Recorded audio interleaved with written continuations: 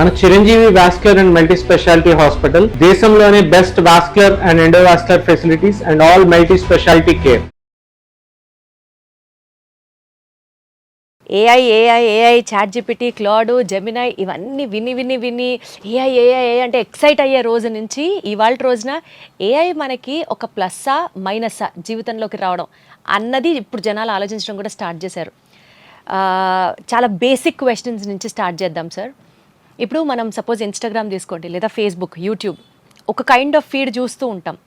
మనం ఏదైతే చూసి సపోజ్ లైక్ చేసాం లేదా ఏదైనా షేర్ చేసాం, అదే కైండ్ ఆఫ్ ఫీడ్ మనకి ఎలా వస్తూ ఉంటుంది అంటే మనం ఏం చెప్పం ఫోన్కి, లేదా ఫ్రెండ్తో ఫోన్ మాట్లాడుతూ ఉంటాం, పక్కనే ఫోన్ ఉంటుంది, మన కాన్వర్జేషన్ మొత్తం విని అర్రే నా మనసులో ఉన్నది వాళ్ళు వచ్చేసిందే ఇన్స్టాగ్రామ్ ఫీడ్లో అని ఎలా తెలిసిపోతుంది? How will that function as? Okay అండి, ఫస్ట్ అసలు ముందల మీరు ఆ ప్రశ్నకి ఆన్సర్ చెప్పే ముందు అసలు ఇంటెలిజెన్స్ అంటే ఏంటో ఒక 2 నిమిషాలు మాట్లాడాలి, అంతే కదా. ఆర్టిఫిషియల్ ఇంటెలిజెన్స్ అని చెప్పి మనం దాదాపు 2-3 సంవత్సరాల నుంచి విపరీతంగా మాట్లాడుతున్నాం. సో ఇంటెలిజెన్స్ ఏంటో అర్థమైతే దాని ఆర్టిఫిషియల్ ఇంటెలిజెన్స్ గురించి మాట్లాడవచ్చు. సో హ్యూమన్ యొక్క ఇంటెలిజెన్స్ని మిమిక్ చేయటమే ఆర్టిఫిషియల్ ఇంటెలిజెన్స్. అంటే హ్యూమన్ ఇంటెలిజెన్స్ అంటే ఏంటి?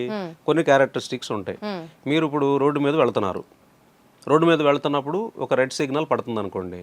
రెడ్ సిగ్నల్ పడగానే మీకు ఆ రెడ్ సిగ్నల్ పడింది అనే డేటా మీ బ్రెయిన్లోకి వెళ్ళంగానే మీరు ఏం చేస్తారు, పక్కన ఒక స్కూటర్ ఉంది, ఇటు పక్కన ఒక ఆటో ఉంది, అక్కడ మనుషులు నడుస్తున్నారు అన్న డేటా కూడా మీ బ్రెయిన్లోకి వెళ్ళింది. దాన్ని ఏమంటాం అంటే పర్సెప్షన్ అంటాం. ఆ ఎబిలిటీ మీరు సాఫ్ట్వేర్ కూడా ఇస్తే అది ఆర్టిఫిషియల్ ఇంటెలిజెన్స్.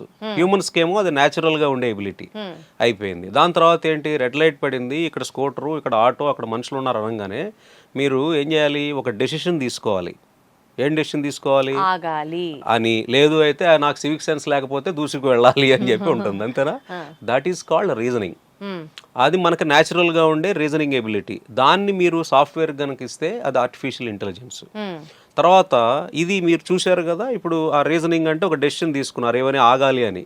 అప్పుడు ఏం చేస్తారు, ఆగాలి అన్న తర్వాత ఎక్కడ ఆగాలి, ఇటు ఆగితే బెటరా, ఇటు ఆగితే బెటరా, లేకపోతే అక్కడ ఆగితే బెటరా అనే దాన్ని ప్లానింగ్ అంటాం.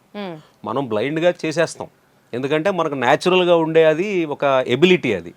కానీ సాఫ్ట్వేర్ కూడా మీరు ఆ ఎబిలిటీ ఇచ్చారనుకోండి, ప్లానింగ్ అనే ability, then it is called artificial intelligence.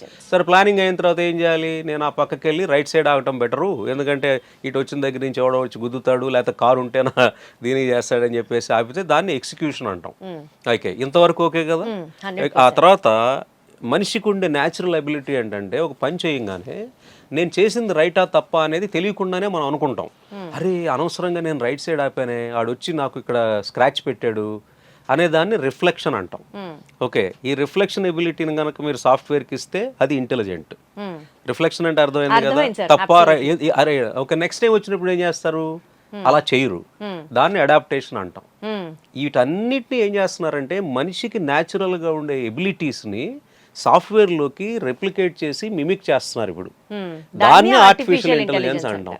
అది అంత ఈజీ కాదు, ఎందుకంటే ఇప్పుడు ఇందాక నేను చెప్పిన పర్సెప్షన్ అనేది మీరు మనుషులు కాబట్టి మీకు 5 సెన్సెస్ ఉంటాయి కదా, చూడటం, వినటం, టేస్ట్, ఇదంతా కూడా. అలాగే అటువంటి దాన్ని తీసుకురావడానికి సెన్సార్స్ ఉండాలి, లేకపోతే డివైసెస్ ఉండాలి, కెమెరాస్ ఉండాలి, ఇలాంటివన్నీ ఉండాలి. వాటిని తీసుకొచ్చి ఏం చేస్తున్నారు, మనిషి సెన్స్ చేసే విధంగానే ఈ చిన్న చిన్న డివైసెస్ వాటి ద్వారా సాఫ్ట్వేర్ కూడా సెన్స్ చేసే ఎబిలిటీని తీసుకొస్తున్నారు. అర్థమైంది కదా. మీ బ్రెయిన్ చాలా పవర్ఫుల్. ఓకే, అందులో దాదాపుగా మీకు ఒక 86 బిలియన్ న్యూరాన్స్ ఉంటాయి, 100 ట్రిలియన్ కనెక్షన్స్ ఉంటాయి. ఓకే, మీ బ్రెయిన్ చేసే పనిని ఏఐ చేయటం ఇంకా 100 ఏళ్ళ వరకు కూడా కుదరదు. ఇప్పుడు జనాలు చెప్తున్న ఇంటెలిజెన్స్ వచ్చిందన్నా సరే బ్రెయిన్ పవర్ చాలా చాలా ఎక్స్పోనెన్షియల్గా ఉంటుంది, దాన్ని మిమిక్ చేయడం చాలా కష్టం. మీ ఇంత చిన్న బ్రెయిన్ 20 వాట్స్తో పనిచేస్తుంది, తెలుసా మీకు? 20 వాట్స్ అంతే, ఇంతే, చాలా తక్కువ, 20 వాట్స్ పవర్ అంతే. కానీ దాన్ని మీరు మిమిక్ చేయాలంటే నాకు తెలిసి 1,00,000 స్క్వేర్ ఫీట్ బిల్డింగ్ కావాలి, అంత పెద్ద బ్రెయిన్. అంటే ఇంత ఇంటెలిజెంట్ బ్రెయిన్ని, అఫ్కోర్స్ అది మనం ఎలా వాడుతున్నాము, దాన్ని రస్ట్ పెట్టేసామా ఏం చేసామన్నా తక్కువ పెడితే. So what I'm trying to tell here is, న్యాచురల్గా మనిషికి ఉండే ఆ ఇంటెలిజెంట్ కాగ్నిటివ్ ఎబిలిటీస్ అంటారు వీటిని. ఇప్పుడు నేను ఇందాక చెప్పిన perception, reasoning, planning, execution, reflection, iteration, ఇదే కాకుండా మనిషికి ఉండే ఇంటెలిజెన్స్ ఏంటంటే నేను ఏది చెయ్యగలను ఏది చెయ్యలేను అని తెలుసుకున్న విచక్షణ ఉన్నవాడే ఇంటెలిజెంట్. అలాంటి విచక్షణను కూడా నేను సాఫ్ట్వేర్కి ఇస్తే, ఇది ఇంతవరకే నేను చేయగలను అని చెప్పగలిగే కెపాసిటీ దానికి ఇస్తే దాన్ని ఏమంటాం అంటే మెటాకాగ్నిషన్ అంటాం. ఓకే, ఓకే, అలాగే నా మనిషికి బ్రెయిన్కి మెమరీ ఉంటుంది జరిగిన ఇన్సిడెంట్స్ని స్టోర్ చేయడానికి. అలాగే సాఫ్ట్వేర్ కూడా నేను మెమరీ ఇచ్చాను అనుకోండి, అది this is called artificial intelligence. మరి మీరు ఈ ఎబిలిటీస్ని ఒక సాఫ్ట్వేర్కి ఇచ్చినప్పుడు అది ఆటోమేటిక్గా చుట్టూ ఉన్న పరిసరాలని తనంతట తానుగానే గ్రహించి పర్సీవ్ చేసుకుని జడ్జిమెంట్ తీసేసుకుని డెసిషన్ తీసేసుకుని ఏది బెటరో రాంగో ప్లానింగ్ చేసేసుకుని తర్వాత ఎగ్జిక్యూషన్ చేసేసి రైటో తప్పో తనే తెలిసేసుకుని తనంతట తానుగానే ఇంప్రూవ్ చేసుకుంటూ వెళుతూ ఉంటే మరి మనిషిలాగానే చేస్తూ ఉన్నప్పుడు మరి మీరు ఇన్స్టాగ్రాములు అది ఇది ఇప్పుడు మీరు అడిగిన ప్రశ్నకి వచ్చినప్పుడు ఏంటంటే మీరు ఎప్పుడైతే మనం యూజువల్గా యాప్స్ కానీ లేకపోతే ఈ బాట్స్ ఇట్లాంటివి ఉన్నప్పుడు మనం ఏది కూడా చూడం.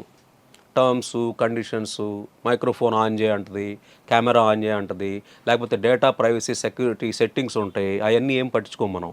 ఎప్పుడైతే మీరు అవి పట్టించుకోరో ఈ ప్రపంచంలో అతిపెద్ద డేటా దొంగలు ఎవరు అంటే సాఫ్ట్వేర్ ఇండస్ట్రీలో ఉన్న ఈ పెద్ద పెద్ద కంపెనీ వాళ్ళు. గజ దొంగ ఎవరు అంటే మెటా, ఓకే, మార్క్ జూకర్బర్గ్ వాడు గజ దొంగ. ఓకే, అలాగే మిగతా వాళ్ళు కూడా ఇంటెన్సిటీ తక్కువ కావచ్చు, కానీ మన డేటాని వాళ్ళు ఎలా దొంగతనం చేస్తారంటే అది లీగల్గా కనపడుతుంది. ఎందుకంటే మీరేమి స్విచ్ ఆఫ్ చేయలేదు కదా, పూర్వకంగానే మనం ఇస్తున్నాం అవ్వచ్చు, లేకపోతే నెగ్లిజెన్స్తో తెలియకపోవటం వల్ల ఆ పారామీటర్స్ స్విచ్ ఆఫ్ చేయలే. డేటా ప్రైవసీ నాకు కావాలి, నువ్వు ఎట్టి పరిస్థితుల్లో ఇది రీడ్ చేయకూడదు, నేను చేసేదాన్ని ట్రాక్ చేయకూడదు. కానీ సార్ కొన్ని ఎలా ఉంటాయంటే ఇప్పుడు సపోజ్ ఇన్స్టాగ్రామ్ ఉందనుకోండి సార్, ఆ రీల్స్ లో అప్లోడ్ చేయాలంటే ఫర్ ఎగ్జాంపుల్ మ్యాండేట్ చేసి ఉండొచ్చు వాడు. 100% కెమెరా ఆన్ లో ఉండాలి, లొకేషన్ కనిపించాలి, మైక్ ఆన్ చేయాలి. కరెక్ట్. కాబట్టి అదే ఇప్పుడు ఇదంతా ఏంటంటే మన వీక్నెస్ వాడికి బిజినెస్. ఓకే, మన డేటా వాడికి మానిటైజేషన్ స్ట్రాటజీ, నా డేటా వాడికి డబ్బులు తెస్తుంది, మళ్ళీ వాడు మనకే అమ్ముతాడు. మనం ఇండైరెక్ట్ గా వాటి మీద డిపెండ్ అయిపోతున్నాం. అది livelihood to thousands of millions of people. కరెక్టే. ఇప్పుడు చేసిన తర్వాత ఏమవుతుంది, వాడు మేము డేటాని ప్యాటర్న్ ని రీడ్ చేస్తుంటాడు, రైట్? మీరు 10 సార్లు లైకులు కొట్టారు, ఏది లైకులు కొట్టారు? మోస్ట్ ప్రాబబ్లీ మీకు మ్యూజిక్ ఇళయరాజా మ్యూజిక్ ఇష్టం అనుకుందాం, మీరు అలా రీల్స్ చూస్తూ ఉన్నప్పుడు ఇళయరాజా మ్యూజిక్ వచ్చినప్పుడు లైకులు కొడుతున్నారు. మరి ఆటోమేటిక్గా ఆర్టిఫిషియల్ ఇంటెలిజెన్స్ ఏం చేస్తుంది, పర్సీవ్ చేసుకుని రీజనింగ్ చేసుకుని ప్లానింగ్ చేసుకుని ఎక్స్క్యూట్ చేస్తుంది కదా. ఆ ఇంజిన్ వాడు బిల్డ్ చేసుకుని ఉంటాడు. అది మీ యొక్క ప్యాటర్న్ మొత్తం రీడ్ చేసి ఈ అమ్మాయికి ఇళయరాజా సాంగ్స్ అంటే చాలా ఇష్టం అంటే నెక్స్ట్ వచ్చేయన్ని ఇళయరాజా సాంగ్స్ ఎక్కువ పంపిస్తుంది, అది ఫీడ్ చేస్తుంది. ఇది కూడా ఏంటంటే ఒక మాఫియా. మన పిల్లలందరూ ఎందుకు ఎడిక్ట్ అయిపోతున్నారంటే వాళ్ళు రాసే అల్గారిథమ్స్ మనకిప్పుడు మీకు చిన్న ఎగ్జాంపుల్ చెప్తా. మా చిన్నప్పుడు మా జనరేషన్లో ఒక సైకిల్ కొంటే ఆనందపడేవాళ్ళం. అది డోపమైన్ పెరుగుద్ది బ్రెయిన్లో, మనకి హ్యాపీనెస్కి డోపమైన్ అనే కెమికల్ ఉంటుంది కదా. ఆ డోపమైన్ ఎప్పుడెప్పుడు పెరిగేది మాకు, అమ్మా నాన్న ఒక నెలకి ఒక సినిమా తీసుకెళ్తానో లేకపోతే ఒక సంవత్సరం గొడవ పెడితే ఒక సైకిల్ కొంటేనో డోపమైన్ పెరిగేది. అంటే డోపమైన్ ఇంటర్వెల్స్ మా జనరేషన్లో చాలా లాంగ్ పీరియడ్స్ ఉండేవి, ఎక్స్పెక్టేషన్స్ తక్కువ ఉంటాయి. ఇప్పుడు డోపమైన్ 45 సెకండ్ నుంచి 1 మినిట్కి ఇప్పుడున్న యూత్, పెద్దవాళ్ళు కూడా, యూతే కాదు, ఎక్స్పెక్ట్ చేస్తున్నారు. ఎందుకంటే వాడు ఒక రీల్ చూడంగానే వాడి ప్యాటర్న్ రీడ్ చేసేసేసి ఒక్కసారి కూర్చున్నానంటే గంట మీకు తెలియకుండానే మీరు ఆ లూప్లోకి వెళ్ళిపోతారు. అబ్జర్వ్ చేయండి రీల్స్. అంటే ఏంటి, అది నన్ను స్టడీ చేస్తుంది. ఆ అల్గారిథమ్, ఆర్టిఫిషియల్ ఇంటెలిజెన్స్ అల్గారిథమ్ నన్ను స్టడీ చేసి ఈ 1 మినిట్కి ఒక్కసారి నన్ను, నా బ్రెయిన్ని ఎలా ట్యూన్ చేసిందంటే 1 మినిట్ దాటిపోతే నేను ఇంకా తట్టుకోలేను, నా డోపమైన్ ఎవ్రీ మినిట్కి రిలీజ్ కావాలి. అలా వాళ్ళు డిజైన్ చేశారు. మనిషి బ్రెయిన్, వీఆర్ ఏ బయోలాజికల్ మెషిన్. మన దగ్గర చాలా కెమికల్స్ ఉంటాయి లోపల, ఏది బ్రెయిన్లో. మన ఎమోషన్స్ అనేవి మనం చూసే సెన్సెస్ని బట్టి ఉంటాయి. ఇప్పుడు మనం వినే మాటను బట్టి నాలో ఎమోషన్ వస్తుంది. మీరు నన్ను తిట్టారు అంటే కోపం వస్తుంది, రైట్? మీరు నన్ను మెచ్చుకున్నారు అంటే హ్యాపీనెస్ ఉంటుంది.